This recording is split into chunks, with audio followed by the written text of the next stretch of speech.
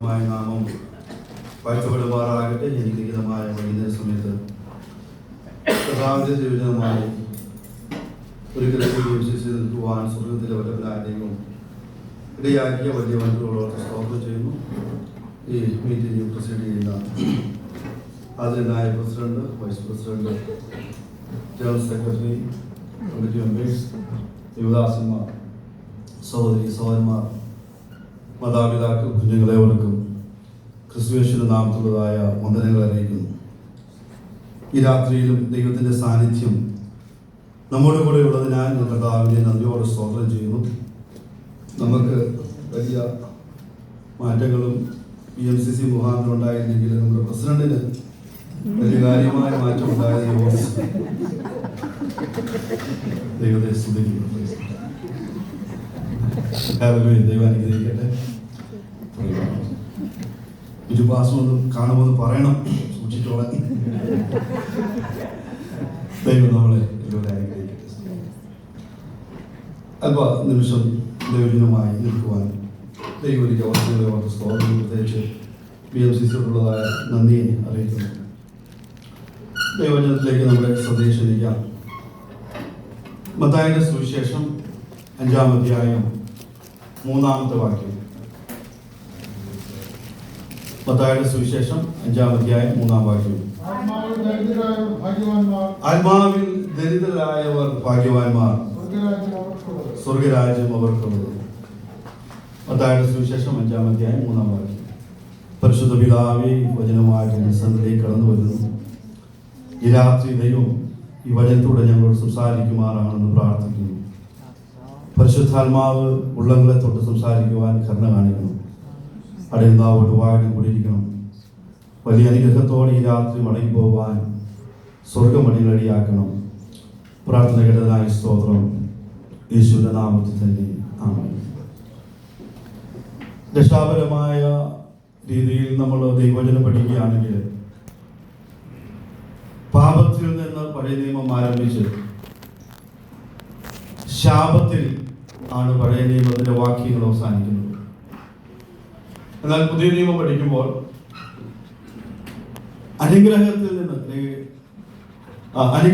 നിന്ന് ആരംഭിച്ച് കൃപയിൽ അവസാനിക്കുന്ന അനുഗ്രഹിക്കപ്പെട്ടതായ തിരുവചന ധരണികളാണ് പുതിയ നിയമത്തിലൂടെ പഠിക്കുമ്പോൾ നമുക്ക് മനസ്സിലാകുന്നത്. നമ്മൾ ഏറ്റവും അധികം കുറച്ച് പ്രസംഗങ്ങൾ കേട്ടിട്ടുള്ള വിഷയമാണ് the sermon on the Mount. ഒലിവുമല പ്രഭാഷണങ്ങളെ കുറിച്ച് വളരെ കുറച്ച് പ്രസംഗങ്ങൾ മാത്രം നമ്മൾ കേട്ടിട്ടുള്ളൂ. എൻ്റെ ഓർമ്മ ശരിയാണെങ്കിൽ ഞാൻ തന്നെ ഒത്തിരി വർഷങ്ങൾക്ക് ശേഷം പ്രസംഗിക്കുന്നു. അപ്പം നിങ്ങൾ അടുത്തിടെ അല്ലെങ്കിൽ കേട്ടുകൊണ്ടോ എന്ന് അറിയത്തില്ലെങ്കിലും ഒത്തിരി നാളായി നമ്മൾ ഒലിവുമല പ്രഭാഷണത്തിൻ്റെ പ്രസംഗങ്ങളെ കുറിച്ച് കേൾക്കുന്നത്. കാരണം വായിക്കാൻ നല്ല രസമാണ്. രണ്ടാമത്തെ പ്രാവശ്യം വായിക്കണമെങ്കിൽ എന്ത് ചെയ്യും? ഭയങ്കര ബുദ്ധിമുട്ടാണ്. പിന്നെ വായിക്കുന്നവർ കുഴപ്പമില്ല, ഹൃദയത്തിൽ കൊള്ളുന്നവർ രണ്ടാമത്തെ പ്രാവശ്യം വായിക്കുമ്പോൾ എന്ത് ചെയ്യും? വളരെ ബുദ്ധിമുട്ടായ കാര്യങ്ങളാണ് ഒലിവുമല പ്രഭാഷണത്തിൽ കർത്താവ് പറയുന്നത്. അതുകൊണ്ട് ഈ വചനത്തിലൂടെ നാം ശ്രദ്ധിക്കുമ്പോൾ നമ്മളെ തന്നെ ദൈവസന്നിധിയിൽ ഫലമേൽപ്പിക്കുക എന്നുള്ളത് മാത്രമേ നമുക്ക് ചെയ്യുവാൻ കഴിയൂ. ഈ ഒലിവുമല പ്രഭാഷണം ക്രിസ്തുവിന് അവകാശപ്പെട്ട എല്ലാവരുടെയും നീതിയുടെ യഥാർത്ഥ നിലവാരമാണ് വെളിപ്പെടുത്തുന്നത്. നാം എല്ലാവരും ക്രിസ്തുവിന് അവകാശപ്പെട്ടവരാണ്. നമുക്ക് എല്ലാവർക്കും വേണ്ടത് ദൈവനീതിയാണ്. ആ ദൈവനീതിയുടെ സ്റ്റാൻഡേർഡ്, യഥാർത്ഥമായ നിലവാരമാണ് ഈ mountain on the sermon on the Mount വിളിച്ചറിയിക്കുന്നത്.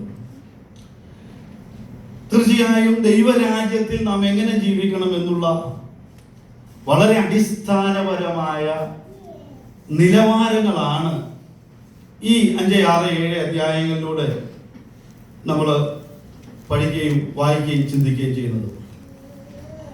നമുക്കറിയാം, വീട് പണിയുന്നവർക്കറിയാം, ഈ വാൾ പണിയുമ്പോൾ മേശരി വന്ന് ഒരു തൂക്കോട്ട പിടിക്കും. എന്തിനാന്ന് ചോദിച്ചാൽ പണി മുകളിലോട്ട് പോകും തോറും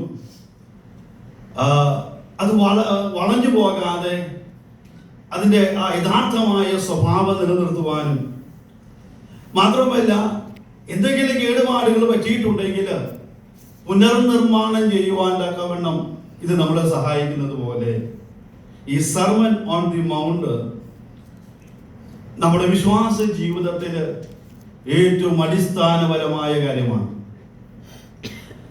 ഇനി സർമൺ ഓൺ ദി മൗണ്ട്, ബീറ്റിറ്റ്യൂഡ്സ്, ആരാണ് ഭാഗ്യവാന്മാർ, ആർക്കാണ് ദൈവം സ്വർഗരാജ്യം അവകാശമാക്കുന്നത്, ആരാണ് ആത്മാവിൽ ദരിദ്രരായവർ, ഇങ്ങനെ 5 ഭാഗങ്ങളായിട്ടാണ് നമ്മൾ ഇതിനെ പഠിക്കുവാൻ തുടങ്ങുന്നത്. അതിൽ ഒന്നാമത്തെ ഭാഗം ഞാൻ പറഞ്ഞു, സർമൺ ഓൺ ദി മൗണ്ട്. അടുത്തത് ബീറ്റിറ്റ്യൂഡ്സ് ആണ്. ഓരോ 8 ബീറ്റിറ്റ്യൂഡ്സ് അല്ലെങ്കിൽ ഭാഗ്യവചനങ്ങൾ നമുക്ക് കാണാം. അതിൽ ഓരോന്നും നമ്മൾ വിശകലനം ചെയ്ത് പഠിക്കുമ്പോൾ ഒരു ദൈവവേദന ഉണ്ടായിരിക്കേണ്ട ആറ്റിറ്റ്യൂഡ്, മനോഭാവത്തെ കുറിച്ച് അത് വിളിച്ചറിയിക്കുന്നു. 2, എല്ലാ ബീറ്റിറ്റ്യൂഡ്സിലും ഭാഗ്യവചനത്തിലും ഓരോ വാക്തത്വങ്ങൾ അടങ്ങിയിട്ടുണ്ട്. 3, ദൈവരാജ്യത്തിലെ പൗരത്വമുള്ള ഒരു ദൈവവൈദ്യന്റെ ഐഡന്റിറ്റി ഈ ഓരോ വാക്യങ്ങളിലൂടെ നമുക്ക് പഠിക്കുവാൻ മനസ്സിലാകുന്നു.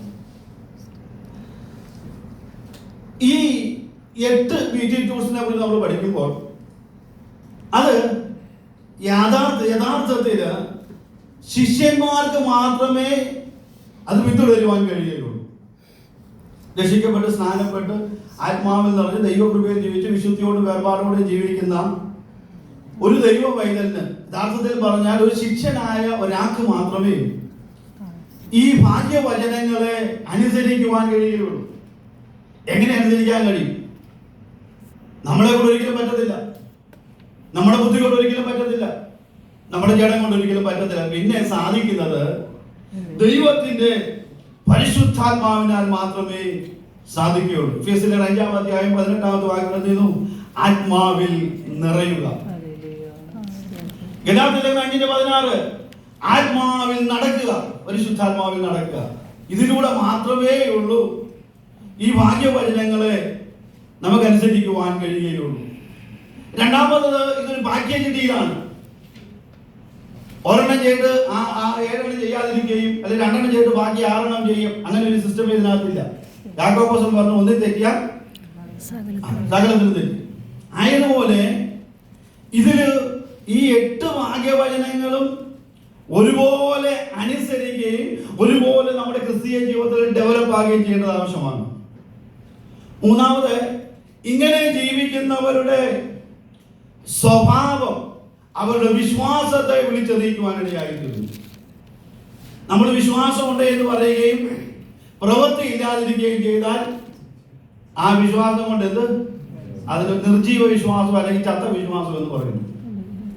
അപ്പോൾ നമ്മുടെ വിശ്വാസം, ഈ നമ്മുടെ പെരുമാറ്റം ഈ ഭാഗ്യവചനങ്ങളിൽ അടങ്ങിയിരിക്കുന്ന ഭാഗ്യവചനമുള്ളതായ ഭാഗ്യവചനങ്ങളുടെ അനുസരിക്കുന്നതിലൂടെ ലഭിക്കുന്ന വിശ്വാസത്തിന് അടിത്തറയുള്ളതാണ്. നാലാമത്, ഇങ്ങനെ ഒരു ജീവിക്കുന്ന ദൈവ പൈതലിന് സ്വർഗത്തിലെ കരഘോഷം ലഭിക്കുവാനിടയായിത്തീരും. ഇതാണ് ഈ ഭാഗ്യവചനങ്ങളുടെ 4 പ്രത്യേകതകൾ. ഇനി എന്താണ് ദൈവരാജ്യം? യോഹന്നാന്റെ സുവിശേഷം നമ്മൾ 3-ാം അധ്യായം 3-ാമത്തെ വാക്യം വായിക്കുമ്പോൾ യേശു അവനോട്, ആമേൻ ആമേൻ ഞാൻ നിങ്ങളോട് പറയുന്നു, പുതുതായി ജനിച്ചില്ല എങ്കിൽ ദൈവരാജ്യം കാണുവാൻ ആർക്കും കഴിയുകയില്ല. ഒറ്റ വാക്യം പറഞ്ഞാൽ, വീണ്ടും തന്നെ പ്രാപിച്ചില്ലെങ്കിൽ എന്ത് ചെയ്യുന്നില്ല? ദൈവരാജ്യത്തിൽ പ്രവേശിക്കത്തില്ല. അപ്പൊ ദൈവരാജ്യം എന്തല്ല? ഭക്ഷണമല്ല, പാനീയമല്ല, പിന്നെന്തുവാണ്? നീതിയും സമാധാനവും പരിശുദ്ധാത്മാവിൽ സന്തോഷവുമാണ്. എന്ന് പറഞ്ഞാൽ ഒരാൾ രക്ഷിക്കപ്പെടുമ്പോൾ ദൈവരാജ്യത്തിൽ പ്രവേശിക്കുകയാണ്. എന്ന് പറഞ്ഞാൽ എന്തുവാണ് ദൈവരാജ്യം എന്ന് പറയുന്നത്? God's rule in human lifes. നമ്മുടെ മനുഷ്യ ജീവിതത്തിൽ ദൈവത്തിന്റെ കൽപ്പനകൾ അനുസരിക്കാം. എന്നോട് പറഞ്ഞാൽ, ഞാൻ രക്ഷിക്കപ്പെട്ടതിന് ശേഷം രക്ഷിക്കപ്പെടുമ്പോൾ എന്റെ കർത്തൃത്വം ഞാൻ ആർക്ക് കൈമാറ്റം ചെയ്യും? എന്റെ കർത്താവിന് കൈമാറ്റം ചെയ്യുമ്പോൾ ഇനി ജീവിക്കുന്നത് ഞാനല്ല, ക്രിസ്തു അത്രേ എന്നിൽ ജീവിക്കുന്നത്. അപ്പൊ നാം എല്ലാവരും ദൈവരാജ്യത്തിലാണോ അല്ലയോ? ആൻസർ പറയണം. നമ്മളെല്ലാവരും ദൈവരാജ്യത്തിലാണ്. അല്ലെങ്കിൽ ഇത് രാത്രി എന്തെങ്കിലും ചിന്തിക്കണം. ഞാൻ ദൈവരാജ്യത്തിലാണോ അല്ലയോ എന്നുള്ളത് നമ്മൾ ചിന്തിക്കുകയും ഇത് രാത്രി ആ ദൈവരാജ്യത്തിന്റെ സിറ്റിസൺഷിപ്പ് മേടിച്ചിട്ട് വേണം ഇവിടെ നിന്ന് ചെയ്യാനായിട്ട് പോകണ്ട. ദൈവരാജ്യത്തിൽ വസിക്കാത്തവൻ സ്വർഗത്തിൽ പോകത്തില്ല. ഇതിവിടെ ദൈവരാജ്യത്തിൽ വസിക്കുന്നവൻ എന്ത് ചെയ്യും? ഇത് കണ്ടിന്യൂസാ. സ്വർഗത്തിൽ പോകത്തുള്ളൂ. അല്ലാതെ ഇതിനകത്ത് വേറെ ഒരു പരിപാടിയില്ല. ഒരിക്കലും മരണം പിന്നെ ന്യായമില്ല. ഇതിന്റെ ഇടയ്ക്ക് യാതൊരു വിധമായ റെക്കമെൻഡേഷൻസും ഇല്ല. സോ ഈ രാത്രിയിൽ ഇവിടെ ഇരിക്കുന്ന എല്ലാവരും, രക്ഷിക്കപ്പെട്ട എല്ലാവരും ദൈവരാജ്യത്തിലെ അംഗങ്ങളാണ്. നമ്മുടെ കർത്താവ് ആരാണ്? നമ്മുടെ കർത്തൃ ആരായിരിക്കണം? പരിശുദ്ധാത്മാവായിരിക്കണം, കർത്താവായിരിക്കണം. ഇതാണ് ദൈവരാജ്യം. നമ്മുടെ ഹൃദയങ്ങളെ നിയന്ത്രിക്കേണ്ടത്, നമ്മുടെ ജീവിതത്തെ നിയന്ത്രിക്കേണ്ടത് പരിശുദ്ധാത്മാവായിരിക്കും. നാലാമത്തെ ഭാഗം, ആത്മാവിൽ ദരിദ്രരായിരിക്കും. ആത്മാവിൽ ദരിദ്രരായവർ ഭാഗ്യവാന്മാർ. നമ്മളെ സംബന്ധിച്ച് ഏറ്റവും ഇഷ്ടമില്ലാത്ത പദം എന്തുവാ? നമ്മളെപ്പോഴും കേൾക്കുന്ന, എവിടെയും കേൾക്കുന്ന പദം എന്തുവാ? നിന്നെ ഞാൻ സമ്പന്നനാക്കാം. നമുക്ക് എല്ലാവരും ഇഷ്ടപ്പെട്ട ദരിദ്രം പറയുമ്പോൾ എല്ലാവരും മുഖമൊക്കെ വാടി കുഴപ്പമില്ല. നമ്മൾ ആത്മാവിൽ ദരിദ്രം എന്നുള്ള പദം കേൾക്കുന്നത് ആത്മാവിൽ സമ്പന്നം എന്നുള്ള പദം നമ്മൾ കേൾക്കാറുണ്ട്. യഥാർത്ഥത്തിൽ വേദപുസ്തകം എഴുതിയിരിക്കുന്നതും നമ്മൾ കേൾക്കുന്നതും നമ്മൾ വലിയ അന്തരമുണ്ട്. അത് ഓരോ വാക്യങ്ങളും ഇടയ്ക്ക് പരിശോധിക്കുമ്പോൾ അറിയാം നമ്മൾ കേൾക്കുന്നത് എന്തുവാണ്, നമ്മൾ വായിക്കുന്നത് എന്തുവാണ്. ആത്മാവിൽ ദരിദ്രനായവർ ഭാഗ്യവാന്മാർ. 15 അർത്ഥങ്ങളുണ്ട്. എല്ലാം പറയാൻ സമയമില്ല, 1-2 മാത്രം പറയാം. എന്താണ് ഈ ആത്മാവിൽ ദരിദ്രനായവർ എന്ന് പറഞ്ഞാൽ? ആത്മാവിൽ ദരിദ്രനായെന്ന് പറഞ്ഞാൽ എല്ലാറ്റിനും പൂർണ്ണമായി ദൈവത്തെ ആശ്രയിക്കാൻ പഠിച്ചവർ. നമ്മൾ നിർഭാഗ്യവശാൽ ഏറ്റവും അവസാനമാണ് ആരെ ആശ്രയിക്കുന്നത്? ദൈവത്തെ ആശ്രയിക്കുന്നത്. നമ്മുടെ ശ്രമിക്കാവുന്ന എല്ലാ മാക്സിമം ശ്രമങ്ങളും നടത്തി കഴിഞ്ഞാൽ അവസാനം നടക്കത്തില്ലെന്ന് മനസ്സിലാകുമ്പോൾ എന്ത് ചെയ്യും? എൽഡറെ വിളിക്കുക, അല്ലെങ്കിൽ ഉപദേശിയെ വിളിക്കാം, പാസ്റ്ററെ വിളിക്കുക. ഒരു 3 ദിവസം എന്ത് ചെയ്യാം? നമുക്കൊന്ന് പ്രാർത്ഥിക്കാം. അപ്പൊ യഥാർത്ഥത്തിൽ ആത്മാവിൽ ദരിദ്രരായവർ എന്ന് പറഞ്ഞാൽ എല്ലാ കാര്യത്തിലും ദൈവത്തെ ആശ്രയിക്കുവാൻ പഠിക്കുന്നവരാണ്. ഇതാണ് നമ്മുടെ യഥാർത്ഥമായ ആത്മീയമായ അവസ്ഥയെ തിരിച്ചറിയിക്കുന്നത്. നമ്മുടെ ഐഡന്റിറ്റി അതാണ്. ഒരു രക്ഷിക്കപ്പെട്ട ദൈവരാജ്യത്തിൽ വസിക്കുന്ന ഒരു ദൈവ പൈതലിന്റെ റെക്കഗ്നൈസേഷൻ അല്ലെങ്കിൽ ഐഡന്റിറ്റി എന്ന് പറയുന്നത് ഏത് കാര്യത്തിനും ദൈവത്തെ ആശ്രയിക്കുക എന്നുള്ളതാണ്. അത് നമ്മുടെ ഒരു സ്വാഭാവികമായ സ്വഭാവമായി മാറണം. അവരാണ് ഇതുള്ളത് poor in spirit. It's a deliberately choice. എന്ന് പറഞ്ഞാൽ ബോധപൂർവമായ തിരഞ്ഞെടുപ്പ്. നമ്മള് മനസ്സിലായാലേ എവിടെയാണ് നമ്മളിപ്പോൾ ആയിരിക്കുന്നത് എന്നുള്ളത്. നമ്മുടെ ബോധപൂർവമായ തിരഞ്ഞെടുപ്പ്, എല്ലാറ്റിനും ആശ്രയിക്കുക എന്നുള്ളത്. മറ്റൊരു അർത്ഥം, നമ്മുടെ ആത്മീയ പാപ്പരത്വത്തെ തിരിച്ചറിയുക. Spiritual bankruptcy. നമ്മൾ ഒരിക്കലും നമ്മൾ ആത്മീയമായി പാപ്പനാണെന്ന് നമ്മൾ ആരും സമ്മതിക്കത്തില്ല. ഒരാളും സമ്മതിക്കത്തില്ല. സമ്മതിക്കുമോ? ഇല്ല. ഞാൻ സമ്മതിക്കത്തില്ല. പിന്നെയാണ് നിങ്ങൾ സമ്മതിക്കുക. അപ്പം ഈ ആത്മീയ പാപ്പരത്തെ നമ്മൾ തിരിച്ചറിയണം. 2, ദൈവത്തിന്റെ ദൃഷ്ടിയിൽ സ്വന്തം നിസ്സഹായ അവസ്ഥ അംഗീകരിക്കുന്നവർ. ഇവരാണ് ആത്മാവിൽ ദരിദ്രർ. മാത്രമല്ല ദൈവത്തിന്റെ ശക്തിയിൽ, സർവശക്തിയിൽ പൂർണ്ണമായി ആശ്രയിക്കുന്നവർ. യിരെമ്യാവിന്റെ പുസ്തകം 17-ാം അധ്യായം നമ്മൾ വായിക്കുന്നത് യഹോവയിൽ ആശ്രയിക്കുകയും യഹോവ തന്നെ യഹോവ തന്നെ ആശ്രയമായിരിക്കുകയും ചെയ്യുന്ന മനുഷ്യൻ ഭാഗ്യവാൻ. വാക്യം അറിയാമെങ്കിലും നമ്മൾ ആശ്രയിക്കുന്നില്ല. ആത്മാവിൽ ദരിദ്രർ എന്ന് പറയുന്നത് യഹോവയിൽ ആശ്രയിക്കുന്നവരാണ്. ഈ ഞാൻ തിരുവചനം പഠിച്ചപ്പോൾ ഒരു 15 കാര്യങ്ങൾ ആണ് ഈ ആത്മാവിൽ ദരിദ്രരായ എതിരായിട്ടുള്ള കാര്യങ്ങൾ. ഒന്നാമത്തെ കാര്യം സ്വയാശ്രയം, സെൽഫ് റിലയൻസ്. കർത്താവ് പറഞ്ഞു പ്രോവർബ്സ് ചാപ്റ്റർ സദൃശവാക്യം 3-ാം അധ്യായം 5-6 വാക്യങ്ങൾ പൂർണ്ണ ഹൃദയത്തോടെ യഹോവയിൽ ആശ്രയിക്കാം, സ്വന്തം വിവേകത്തില് ഊന്നരുത്. അപ്പം നമ്മൾ ആരെയും ആശ്രയിക്കുന്നത്? സ്വയാശ്രയികളാണ് നമ്മൾ. അതുകൊണ്ടാണ് നമുക്ക് ആത്മാവിൽ ദരിദ്രരാകാൻ കഴിയാത്തത്. ഈ ശൗൽ രാജാവിനെ കുറിച്ച് പഠിക്കുമ്പോൾ ശൗൽ രാജാവ് ദൈവത്തെ അനുസരിക്കുന്നവരും ആരെ അനുസരിച്ച്? തന്നെ അനുസരിച്ചു. പ്രൊവോക്സ് പുസ്തകത്തിലെ 28-ാം അധ്യായം 26-ാമത്തെ വാക്യം, സ്വന്തം ഹൃദയത്തിൽ ആശ്രയിക്കുന്നവൻ മൂഢൻ. അപ്പൊ നമ്മൾ ആരാണ്? നമ്മൾ തിരിച്ചറിയണം. യെശയ്യാവിന്റെ പുസ്തകത്തിലെ വാക്യമാണ്, ബാല്യക്കാർ ക്ഷീണിച്ചു പോകും, തളർന്നു പോകും, യൗവനക്കാർ എങ്കിലും യഹോവയെ കാത്തിരിക്കുന്നവർ ശക്തിയെ പുതുക്കും. ഇതിനിടയ്ക്ക് ഞാൻ ചോദിക്കട്ടെ, നമ്മൾ രക്ഷിക്കപ്പെട്ട എത്ര വർഷമായി?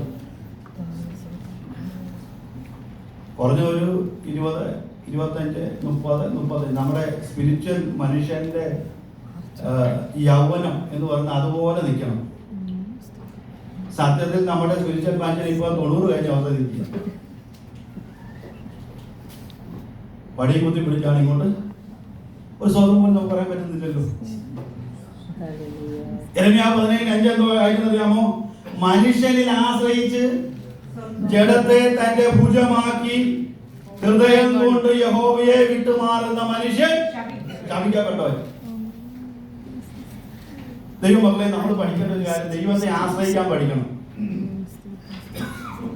അപ്പം സ്വയാശ്രയം ഒരു തടസ്സമാണ്. രണ്ടാമത്തെ വിഷയമാണ് സെൽഫ് സെന്റേർഡ്. ക്രൈസ്റ്റ് സെന്റേർഡ് നമ്മൾ ആയിരിക്കണം. പക്ഷെ നമ്മൾ എന്തുമാണ്? ഓൾവേസ് സെൽഫ് സെന്റേർഡ്, സ്വയം കേന്ദ്രീകൃതമായ അവസ്ഥ. അതിന് പല കാരണങ്ങളാണ്. ഫിലിപ്പിയ ലേഖനം 2-ാം അധ്യായം 3-4 വാക്യങ്ങൾ വായിക്കുമ്പോൾ അവിടെ ഒന്നാമത്തെ കാര്യം എന്തുവാണ്? ശാഠ്യം. രണ്ടെന്തുവാ? ദുരഭിമാനം. നമുക്കെല്ലാം ശാഠ്യമില്ലേ? ഞാൻ പറയുന്ന പോലെ നടക്കണം, വീട്ടിൽ നടക്കണം, ഞാൻ പറയുന്ന പോലെ സഭയിൽ നടക്കണം, ഞാൻ പറയുന്ന പോലെ BMCC. അപ്പോൾ ശാഠ്യമാ. നമ്മൾ പ്രാർത്ഥിക്കുന്നത് എങ്ങനെയാണ്? നമ്മുടെ പ്രാർത്ഥന ശാഠ്യത്തിന്റെ പ്രാർത്ഥനയല്ലേ? ഇപ്പോഴത്തെ ഒരു പുതിയ ഭാഷ, വിട്ടുകൊടുക്കാതെ പ്രാർത്ഥിക്കണം, പിടിച്ചു വാരി പ്രാർത്ഥിക്കണം. ഇനി ഇത് സ്വയം സെന്റേർഡ്, സെൽഫ് സെന്റേർഡ് ആയ കാര്യമാണ്. 2 തീമോഥെയോസിന്റെ ലേഖനം 3-ാം അധ്യായം 2-ാമത്തെ വാക്യമാണ് മനുഷ്യരാര സ്വസ്നേഹികൾ എന്ന് പറയുന്നത്. സ്വസ്നേഹികൾ അല്ലേ? നമ്മൾ ഏറ്റവും കൂടുതൽ ആരെ സ്നേഹിക്കുന്ന ആരെയാ? ദൈവത്തിൽ. ആദ്യം സ്നേഹിക്കുന്നത്. ഇപ്പൊ ഭാര്യ ഭർത്താവ് രണ്ടുപേരും വള്ളം മുങ്ങി പോകുമ്പോൾ ഭാര്യയുടെ കൈ പിടിക്കും, അതോ സ്വന്തം ഒരു ജാക്കറ്റ് കൊടുത്തി മോളെ നമുക്ക് എന്ത് ചെയ്യാം, നിത്യതി വെച്ച് കാണാമെന്ന് പറഞ്ഞിട്ട് അത് നമ്മൾ അതാണ് നമ്മുടെ ഉടമ്പടി പറയുന്നത്. മരണം നമ്മളെ വേർതിരിക്കും വരെ ഓർമ്മ. മനുഷ്യ സ്വസ്നേഹികളാണ്. അടുത്തത് വമ്പ് പറയുന്നു. നമ്മൾ വമ്പ് പറയാറുണ്ടോ? അഹങ്കാരികൾ. അടുത്തത് ഈർഷ്യ. ശാഠ്യമുള്ളവർക്ക് കലക്കം, സകല ദുഷ്പ്രവൃത്തിയുണ്ട്. ഇത് പുറത്തുള്ള ആൾക്കാരുടെ സഭക്കാരുടെ പറയുന്നത്. ഏത് യാക്കോബിന്റെ ലേഖനം സഭയുടെ പറയുന്നത്. പിന്നെയാണ് ഗലാത്യ ലേഖനം 5-ാം അധ്യായം 19 തൊട്ട് 21 വാക്യം. ജഡത്തിന്റെ പ്രവൃത്തികളോ ദുർനടപ്പ്, അശുദ്ധി, ദുഷ്കാമം, വിഗ്രഹാരാധന, ആവിചാരം, പക, പിണക്കം, ജാരശങ്ക, ക്രോധം, ശാഠ്യം, ദ്വന്ദ്വവശം, ഭിന്നത, അസൂയ, മദ്യപാനം, വെറുപ്പ്. നമ്മുടെ സഹോദരി ഫസ്റ്റ് മേടിച്ചില്ല, അച്ഛൻ ഫസ്റ്റ് മേടിച്ചു. അപ്പൊ ചിന്തിക്കുന്നത് പറയാം, അടുത്ത അച്ഛനെ നമുക്ക് അത് പറയാം, എനിക്ക് അസൂയ, എനിക്ക് മത്സരം. അടുത്തമായിട്ട് ചിന്ത എനിക്ക് അച്ഛനെ എങ്ങനെ തോന്നി, ഞാൻ ഓർമ്മ കൂടി എനിക്ക് പറയാൻ പറ്റില്ല. ഇത് സെൽഫ് സെന്റേർഡ് ആണ്, എന്നെ ഉയർത്തിക്കൊണ്ട് വരുന്നതാണ്. ക്രൈസ്റ്റ് സെന്റേർഡ് ആകേണ്ടവർക്ക് ആണ് ആത്മാവിൽ എതിരാകാത്തത്. നമ്മൾ പ്രാർത്ഥിക്കുന്നത് എങ്ങനെയാണ്? കർത്താവേ, ഞാൻ പുഴുവാണ്, മണ്ണാണ്, മണ്ണാങ്കട്ടയാണ്, തലേന്നും തോണ്ടുന്നു, അവിടെ ഞാനൊക്കെ തലേക്കും തോണ്ടു തോന്നുന്നു. അപ്പൊ അറിയാം മുഴുവാണോ അതോ മൂർഖനെ പോലെ എന്ത് പത്തി കൊടുത്ത് അദ്ദേഹത്തിന്റെ പേര് മാത്രം ശ്രമിക്കുന്നത്. ഞാൻ പറഞ്ഞ അർത്ഥം നമ്മുടെ യഥാർത്ഥമായ സ്വഭാവമാണ് ഇത് വിളിച്ചറിയിക്കുന്നത്.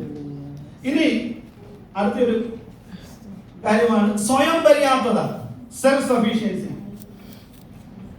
നമ്മൾ കണ്ടുവരും കാര്യം മൊത്തം എന്തിനു നീ ഒന്നും വിടണ്ട, എനിക്കറിയാം എല്ലാ കാര്യം ചെയ്യാൻ. സഭയിൽ അങ്ങനെ പാസ്പോർട്ട് ആയിരിക്കും, എനിക്കറിയാം എല്ലാ കാര്യം ചെയ്യാനായിട്ട്. ഫിലിപ്പിയർലേഖനം 4-ാം അധ്യായം 13-ാമത്തെ വാക്യം എന്തുവാ? എന്നെ ശക്തനാക്കുന്നവൻ മുഖാന്തരം സകലത്തിനും മതിയാകും. നമ്മൾ അവസാന വാക്യം പറഞ്ഞ English I can do all things through Christ who strengthens me. ആദ്യത്തെ ഭാഷ നമ്മൾ I can do all things. Self-centered. സത്യം പറഞ്ഞാൽ മാനസാന്തരം പറ്റില്ല. അടുത്താണ് സെൽഫ് റിപ്രഷൻ. അതൊരു വലിയ നെഗറ്റീവ് ഇമ്പാക്ട്. സെൽഫ് റിപ്രഷൻ പറഞ്ഞാൽ സ്വയം അടിച്ചമർത്തുക. ഈ സങ്കീർത്തനം 32:3-4 വാക്യം, ഈ എന്തെങ്കിലും ആരെങ്കിലും രണ്ടുപേരും എന്തെങ്കിലും വിഷം ഉണ്ടായി കഴിയുമ്പോഴേക്കും നമ്മൾ ആദ്യം ചെയ്ത് എന്തുവാ? ആരാധിക്കുകയാണ്. അല്ല, നമ്മൾ എന്ത് ചെയ്യും? ഞാൻ എന്തിന്റെ പാട്ട് പാടത്തില്ല, ഞാൻ എന്തിന്റെ ദൈവത്തെ സ്തുതിക്കത്തില്ല. ആർക്കും മത്സരിക്കില്ല ദൈവത്തോട്. ഞാൻ മിണ്ടാതെ ഇരുന്നപ്പോൾ നിത്യമായ ഞരക്കത്താൽ. അപ്പൊ അസ്ഥികൾക്ക് ആർക്കും ക്ഷയം ഉണ്ടെങ്കിൽ എന്ന് വിചാരിച്ചു സ്വന്തം പറഞ്ഞാൽ മതി. ഇനി യെരമ്യാവ് പറയാണ്, യെരമ്യാവ് 20:9, ഞാൻ ഇനി അവനെ എന്ത് ചെയ്യത്തില്ല, ഇനി ദൈവത്തെ ഓർക്കുന്നത് പോലും ഇല്ലെന്ന്. ഈ കാര്യം ദൈവം എനിക്ക് നടത്തി തരാത്തതുകൊണ്ട് ഞാൻ ദൈവത്തെ എന്ത് ചെയ്യത്തില്ല, ഓർക്കത്തില്ല. അവന്റെ നാമത്തിൽ ഇനി എന്ത് ചെയ്യത്തില്ല, സംസാരിക്കത്തുമില്ല. ആരോടാ മത്സരിക്കുന്നത്? ദൈവത്തോട്.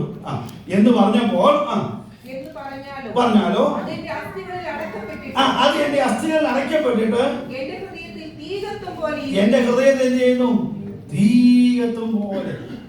തീ കത്തിക്കാതെ പാട്ടൊന്നും നമ്മൾ പാടേണ്ട ആവശ്യമില്ല. ഓൾറെഡി എന്ത് ചെയ്യാം? തീ കത്തിക്കൊണ്ടിരിക്കുക. കർത്താവിനെ വിളിക്കുന്ന വില എന്താണെന്നറിയാമോ? വെള്ള തേച്ച ശവക്കല്ലറുകളെ. പുറമെ എന്തുവാണ്? പുറമെ നീതിമാന്മാര്, അകമേ എന്തുവാണ്? കപടഭക്തി, അധർമ്മം നിറഞ്ഞവർ. ദൈവമക്കളെ, നമ്മുടെ ഹൃദയത്തിൽ ഒന്ന് ശോധന ചെയ്യണേ. ഒന്നെങ്കിൽ ഇന്ന് മാനസാന്തരമാണ്, അല്ലെങ്കിൽ നമ്മുടെ ഹൃദയം കപട. സത്യം പറഞ്ഞ ലൂക്കോസിന്റെ സുവിശേഷമൊക്കെ എടുത്ത് ആ പരീക്ഷന്റെയും ചുങ്കക്കാരന്റെയും പ്രാർത്ഥനയൊക്കെ ഒന്ന് പറഞ്ഞു പഠിപ്പിക്കേണ്ടതാണ്. പരീക്ഷ പ്രാർത്ഥിക്കുകയാണ്. അവൻ ആരോടാ പ്രാർത്ഥിച്ചത്? തന്നോട് തന്നെ.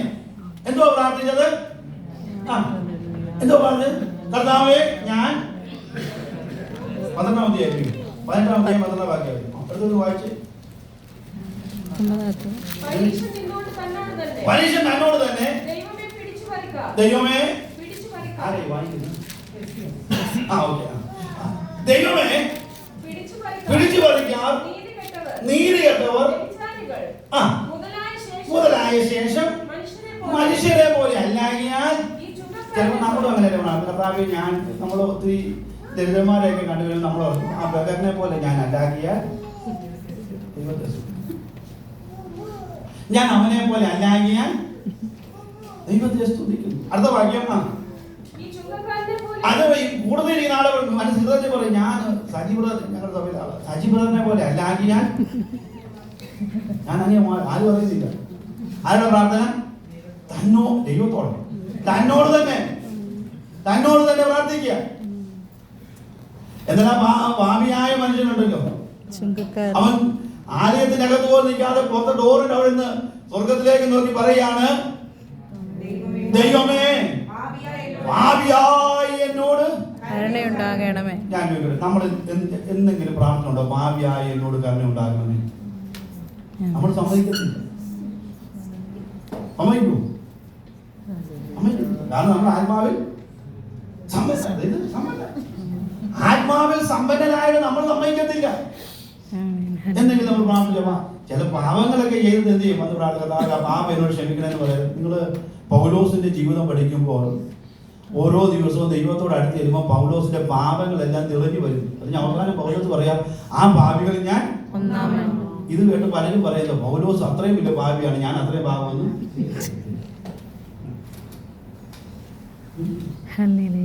ദൈവത്തോട് അടുക്കുന്നതോറും നമ്മുടെ പാപങ്ങൾ എന്ത് ചെയ്യണം? എന്ത് ചെയ്യണം? തെളിഞ്ഞു വരുമ്പോൾ അപ്പോഴാണ് നമ്മൾ ഓരോന്ന് ദൈവത്തിലേക്ക് പറഞ്ഞ് എന്ത് ചെയ്യുന്നത്? ഉപേക്ഷിക്കണം. അപ്പം ഈ സ്വയമായിട്ട് നമ്മൾ എന്ത് അടിച്ചമർത്തുക. അടുത്തതാണ് ഈ ആത്മവിശ്വാസം, സെൽഫ് സെൻട്രേഡ് ആയിട്ടുള്ളതായ ആത്മവിശ്വാസം. ഞാനത് വിശദീകരിക്കുന്നില്ല. അടുത്തത് സെൽഫ് ഇമ്പോർട്ടൻസ്, സ്വയം പ്രാധാന്യം. നമ്മളിവിടെ വന്നിട്ട് നമ്മുടെ പ്രസിഡന്റ് അദ്ദേഹം വിശേഷിപ്പിക്കുന്നത് വിലയേറിയദാസൻ. ഇപ്പൊ നമ്മുടെ ചെറിയ വില കുറഞ്ഞ പാസ്റ്റർ ലിജോ പ്രസംഗിക്കാതെ എനിക്ക് വിലയേറി. ഞാൻ എത്ര ഇവിടെ ഒന്ന് തകർത്താലും എന്റെ ഉള്ളിന്റെ ഉള്ളിൽ മനസ്സിൽ വിചാരിക്കുന്നത് ഇതേ എന്നെ മാത്രം എന്ത് ചെയ്യുന്നു പറഞ്ഞോ. അപ്പൊ സ്വയം പ്രാധാന്യം നമുക്കെല്ലാവർക്കും ആവശ്യം എന്തുവാണ്? പൗലോസ് പറയുന്നത് ഭാവിക്കേണ്ടതിന് മീതെ ഭാവിച്ചുയരാതെ.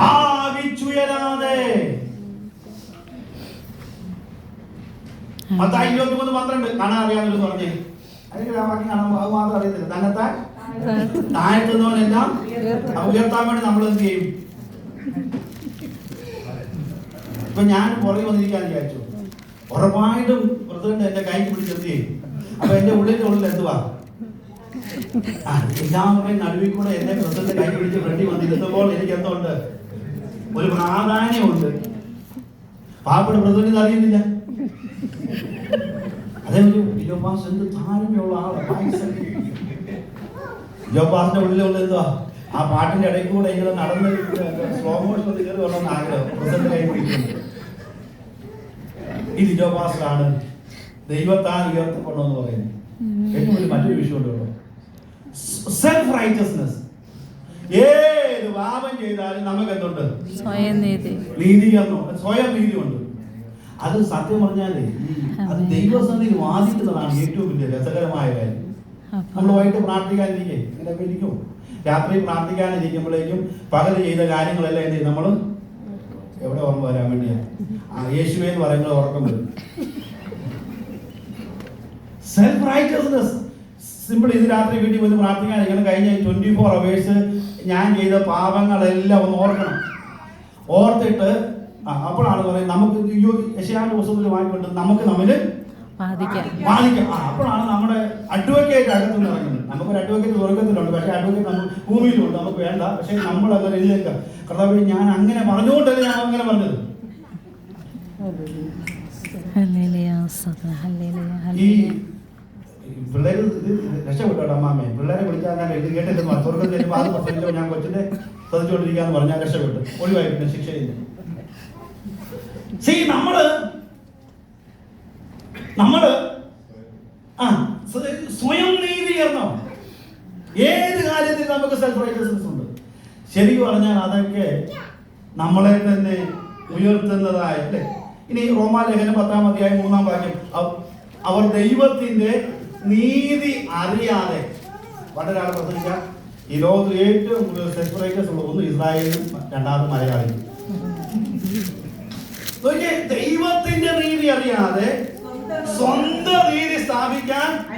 ഇപ്പൊ ഞാൻ ദൈവാത്മാവ് പറയാം നീ ഭാവിയാന്ന് പറഞ്ഞാൽ നമ്മൾ ദൈവത്തോട് എന്തുമാത്രം വാദിക്കും. പിന്നെ നമുക്ക് സ്വയം അവിശ്വാസം. ദൈവത്തിന്റെ പ്രവൃത്തിയെ നമുക്ക് ഒരു വിശ്വാസം ഇല്ല. ഡോക്ടർ പറഞ്ഞാൽ നമ്മൾ വിശ്വസിക്കുന്ന ദൈവം പറഞ്ഞ എന്ത് ചെയ്യത്തില്ല, വിശ്വസിക്കത്തില്ല. വാക്യം പറയും വിരുദ്ധത്തിന്റെ ആത്മാവിനെയല്ല ശക്തിയുടെയും സ്നേഹത്തിന്റെയും സുബോധത്തിന്റെയും ആത്മാവിനെയാണ് നമ്മൾ വാക്യം പറയുന്നത്. നമുക്ക് എന്തുവാ അവിശ്വാസം. സത്യം പറഞ്ഞ ഒരു കാര്യം കൂടെ പറഞ്ഞ് നമുക്ക് അഭാവമില്ല. ഒരു തലവേദന ഉണ്ടാകുമ്പോൾ നമ്മൾ പെട്ടിയല്ല കാണുന്നത്, അത് കാണാറില്ല. എന്നിട്ട് ജീവിതത്തിൽ ഒരു തലവേദന ഉണ്ടാകുമ്പോൾ അന്നാലും നമ്മൾ ചിന്തിക്കുന്നത് ഇപ്പോൾ തലവേദന ഉണ്ടായ ലാസ്റ്റ് എന്താ പറയും, ബ്രെയിൻ ട്യൂമർ ആണെങ്കിൽ ചിന്തിച്ചാൽ അതാണ് നമ്മൾ ഏതൊക്കെ ഹോസ്പിറ്റലിൽ പോകണമെന്ന് കിട്ടുന്ന പാട്ടാർത്ത ലക്ഷണങ്ങൾ ഇംഗ്ലീഷ് പറയുന്നത് സിംറ്റംസ് ഓഫ് ബ്രെയിൻ ട്യൂമർ. അത് ആ ചെറിയ തലവേദന. പിന്നെ എന്ത് ചെയ്യാം, ദൈവം പറഞ്ഞു ഞാൻ നിന്നെ എന്ത് ചെയ്തില്ല, അനാഥനായിട്ട് വിടത്തില്ലെന്ന്. ദീർഘായുസ്സുകൊണ്ട് ഞാൻ നിനക്ക് തൃപ്തി വരുത്തും. അടുത്തത് സെൽഫ് ഡെനിയൽ. അതില്ല നമുക്ക്.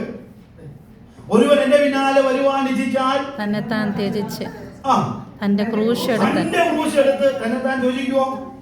തന്റെ ക്രൂശ് എടുക്കുക എന്ന് പറഞ്ഞാൽ വഴിയെ പോകുന്ന നോക്കുക എന്താണെന്നറിയാമോ, ഇവൻ ഇനി ഒരു മടങ്ങി വരവില്ല, ഇവര് അവസാനത്തെ യാത്രയാണ്. നമ്മളെ കണ്ട ആരെങ്കിലും പറയൂ അവസാനത്തെ യാത്രയാണെന്ന്? തന്റെ ക്രൂശ് കൊടുത്ത് എന്നെ അനുഗമിക്കട്ടെ. അതാണ് ശിഷ്യത്വം എന്ന് പറയുന്നത്. സ്വന്തമായിട്ട് നമ്മളെ മാർക്കട്ടെ. ഇപ്പൊ കർത്താവ് പോവോ? ഒന്ന് നമ്മൾ പറഞ്ഞു സെർമൺ ഓഫ് മൗണ്ട്, 2 ഭാഗ്യവചനങ്ങൾ, 3 ആത്മാവിൽ ദരിദ്രരായവർ, 4 ദൈവരാജ്യം, 5ാമത്തെ പദമാണ് നമുക്ക് എല്ലാവർക്കും ഇഷ്ടപ്പെട്ട പദം. എന്തുവാണ്? ഭാഗ്യവാൻ. സത്യത്തിൽ നമ്മൾ വിചാരിക്കുന്ന ഭാഗ്യവാനല്ല ഈ ഭാഗ്യം. നമ്മൾ ലോട്ടറി അടിക്കുന്നത് നമ്മൾ വിളിക്കും ഭാഗ്യവാൻ. യഥാർത്ഥമായ ഗ്രീക്ക് പദം മക്കാരിയോസ് എന്ന് പറയും. മക്കാരിയോസ്. ഈ മക്കാരിയോസിന് ഒത്തിരി അർത്ഥഭേദങ്ങളുണ്ട്. അതിൽ 1-2 പറഞ്ഞ് നമുക്ക് അവസാനിപ്പിക്കും. ഈ മക്കാരിയോസ് എന്ന് പറയുന്നത് ദൈവാനുഗ്രഹം ലഭിച്ച ആളുകൾ അനുഭവിക്കുന്ന ആത്മീകമായി സംതൃപ്തി നിറഞ്ഞ അനുഭവങ്ങൾ ശ്രദ്ധ കേന്ദ്രീകരിക്കുന്ന സന്തോഷത്തിന്റെ അവസ്ഥ. നിങ്ങൾക്കൊന്നും മനസ്സിലായെന്ന് എനിക്കറിയാം. ദൈവാനുഗ്രഹം ലഭിച്ച ആളുകൾ അനുഭവിക്കുന്ന ആത്മീക സംതൃപ്തി. ഞാനൊരു ചോദ്യം ചോദിച്ചു മുമ്പ്, നമ്മൾ ഏറ്റവും അധികം ആത്മീക സംതൃപ്തി അനുഭവിച്ച ദിവസം ഏതാ? കല്യാണം ചെയ്തതാണോ? രക്ഷിക്കപ്പെട്ടയാണ്. അന്നത്തെ സന്തോഷം നമുക്കുണ്ടോ?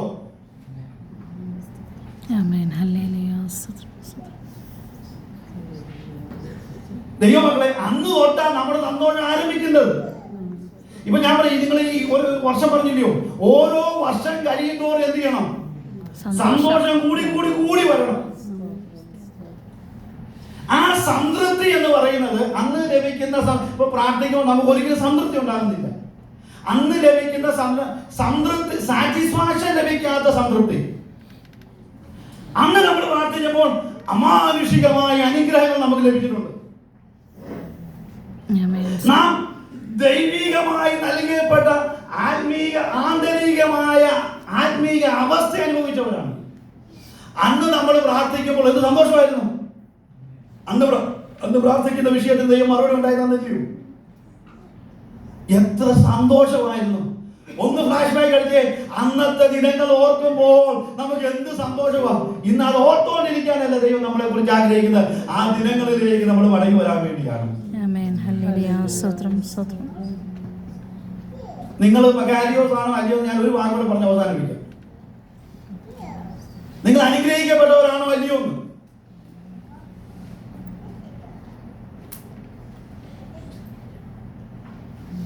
ദൈനംദിന ആശങ്കകളിൽ നിന്നും വേവലാതികളിൽ നിന്നും മുക്തരായി ഓരോ ദിവസവും നമുക്കുണ്ടാകുന്ന അല്ലെങ്കിൽ ആശങ്കകള്, ചിന്തകള്, ആകുലകള്, വിചാരങ്ങള്, ചിന്തകള്, ആവലാതികള്, പരാതികള്, പ്രശ്നങ്ങള്, പ്രതികൂലങ്ങള്, നമ്മുടെ ലാംഗ്വേജ് പറഞ്ഞ പ്രതികൂലങ്ങള്, പോരാട്ടങ്ങള്, പ്രശ്നങ്ങള്, അതിൽ നിന്ന് മുക്തനായ ഒരു വ്യക്തിയെ വിവരിക്കുക. എങ്ങനെ മുക്തനാകണം? അവന്റെ ഓരോ ശ്വാസവും അവന്റെ എല്ലാ സാഹചര്യങ്ങളും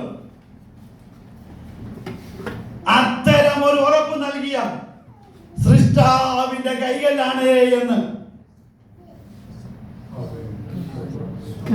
ധ്യാനിക്കുകയും ചിന്തിക്കുകയും അതിനനുസരിച്ച് ജീവിതത്തെ മുന്നോട്ട് കൊണ്ടുപോവുകയും ചെയ്യുന്ന ഒരു ഭക്തന്റെ പേരാണ് മെക്കാരിയോസ്, ഭാഗ്യവാൻ. എക്സാമ്പിൾ, നാളെ വാടക അടയ്ക്കണം. നിങ്ങളുടെ കയ്യിൽ ഇപ്പോൾ അങ്ങനെ ആരില്ലെന്ന് തോന്നുന്നു. നാളെ വാടക അടയ്ക്കണം. അറബി അറിയാം. ഇവിടെ കൂളായിട്ട് ഇരുന്ന് വചനത്തിന് മുമ്പിൽ ആമേൻ പറയാൻ കഴിയുന്നവനാണ് മെക്കാരിയോസ്. നാളെ കുഞ്ഞുങ്ങളുടെ ഫീസ് അടയ്ക്കണം. നാളെ വണ്ടിയുടെ സർവീസ് ചെയ്യണം, വണ്ടി മാസിക ചെയ്യണം. ഒത്തിരി ആവശ്യങ്ങളുടെ മുഖത്തിരിക്കുക. നിർഭാഗ്യവശാൽ നമുക്ക് ഈ ആവശ്യങ്ങൾ കാരണം നാളെ നമ്മൾ ചിന്തിക്കണം. ഇത് രാത്രി കഴിഞ്ഞ ആഴ്ചയിൽ തന്നെ ഫ്രിഡ്ജിനകത്ത് നമ്മളെല്ലാം എന്ത് ചെയ്യുക, സ്റ്റോക്കാക്കി വെച്ചിരിക്കുക. അതുകൊണ്ട് നമ്മളെ ഈ ആശയങ്ങളൊന്നും ഇല്ല. നമ്മൾ ഭാഗ്യവാനും അല്ല. ആരാണ് ഈ ഭാഗ്യവാൻ എന്ന് ഡെഫിനിഷൻ പറയാൻ വേണ്ടി ഞാൻ പറഞ്ഞു വരുന്നത്.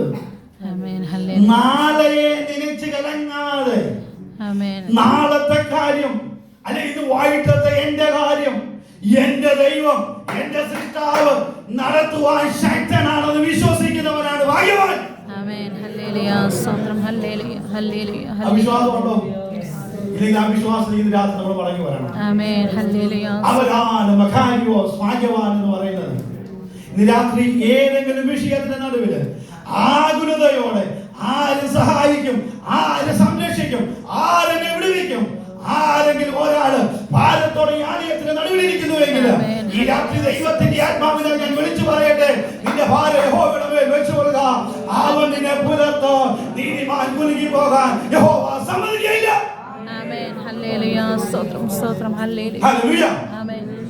അവനാണ് മെക്കാരിയോസ്. അവനാണ് ആത്മാവിൽ ദരിദ്രൻ. ദരിദ്രൻ എന്ന് പറഞ്ഞ രാവിലെ പാത്രവുമായിട്ട് നിൽക്കുകയാണ്. അവന്റെ ആവശ്യങ്ങൾ, അവന്റെ ബേസിക് നീഡ്സ് ചെയ്യണമെങ്കിൽ ആരെങ്കിലും അവന്റെ പാത്രത്തിൽ ചില നാണയത്തൊട്ട് ഇടണം. ഇവൻ അറിയത്തില്ല ആര് സഹായിക്കും, ആര് സംരക്ഷിക്കും, ആരെനിക്ക് വേണ്ടി കരുതും. ആ മനുഷ്യന്റെ പേരാണ് മെക്കാരിയോസ്.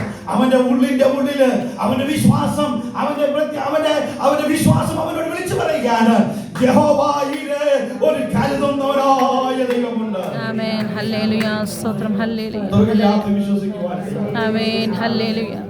എന്റെ വിഷയത്തിന് മേൽ കരുതുന്നവനായ ദൈവം. ഞാൻ പറയട്ടെ, ഈ വിഷയങ്ങളാണ് യഥാർത്ഥത്തിൽ ദൈവരാജ്യത്തിൽ നമ്മളെ അകറ്റിക്കളയുന്നത്.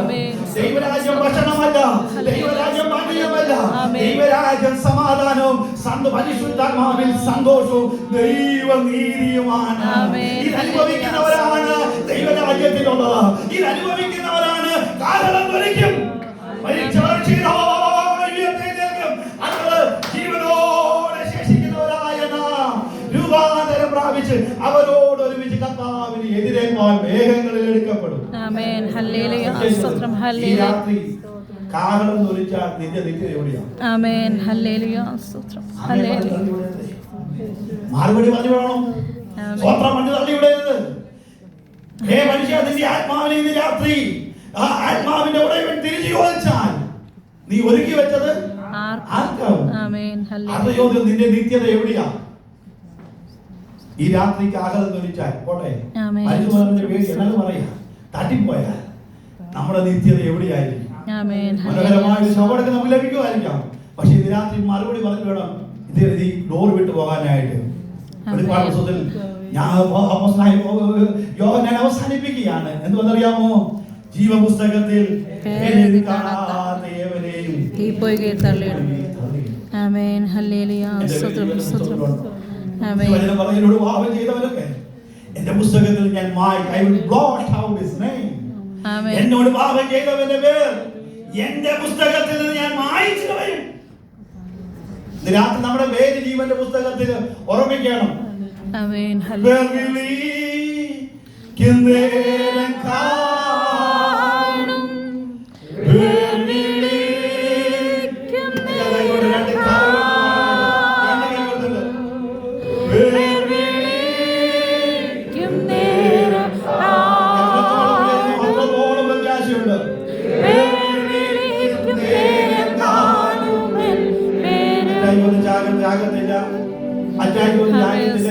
തട്ടിപ്പോകത്തില്ല.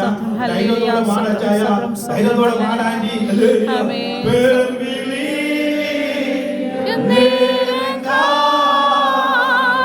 ഓ പേർ വിളി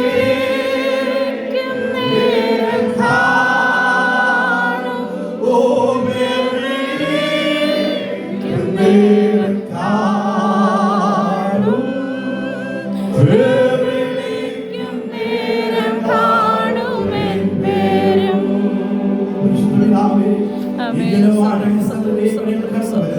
ഈ രാത്രി ഞങ്ങളുടെ ജീവന പുസ്തകത്തിലേക്ക് ഈ രാത്രി ഹൃദയത്തോട് സ്വർഗ്ഗവിട്ട് ദൈവകൃപയിൽ അനുഗ്രഹിക്കപ്പെട്ടവരായി ഈ രാത്രി അവർക്ക് പ്രവേശനം ലഭിക്കുവാൻ പ്രാർത്ഥിക്കുന്ന കർത്താവേ, പ്രിയാത്ത സാന്നിധ്യം കൂടി ഇരിക്കണം. BMCC അനുഗ്രഹിക്കണം. ഹോമിയാൽ അനുഗ്രഹിക്കപ്പെട്ട കൂട്ടാക്കിയാൽ തീരുവാൻ ദൈവവിളിയാക്കുമാറാകണം. ഈ രാത്രി ഇവിടെ ഇരിക്കുന്ന എല്ലാവരും നിത്യതയുടെ അവകാശികളാണ്. അങ്ങയോടൊപ്പം ആയിരം ദൂതന്മാരുടെ നടുവിൽ അങ്ങയെ കാണുവാൻ ഞങ്ങൾ ഒരുമിച്ച് അധികം താമസമില്ല ആ കാരണത്തിന് വേണ്ടി കാത്തിരിക്കുന്ന